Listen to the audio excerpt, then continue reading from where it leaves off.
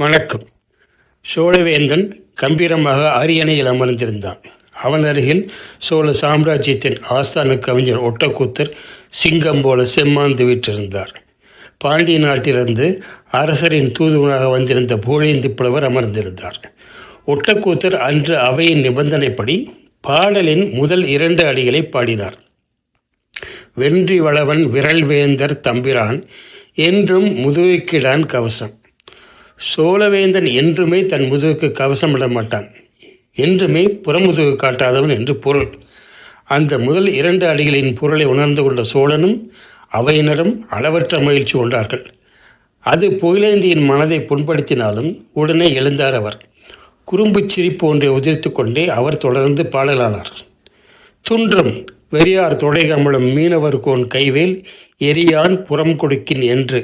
நீங்கள் சொல்வது போல சோழ மன்னன் முதுகுக்கு கவசம் அணிய மாட்டான் என்பது உண்மைதான்.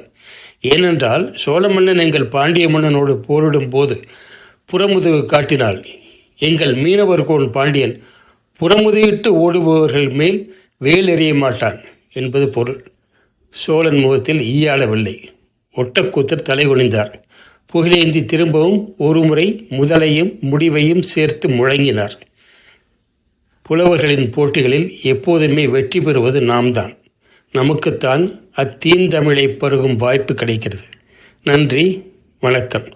பிடித்திருந்தால் லைக் செய்து சப்ஸ்கிரைப் செய்யுங்கள்.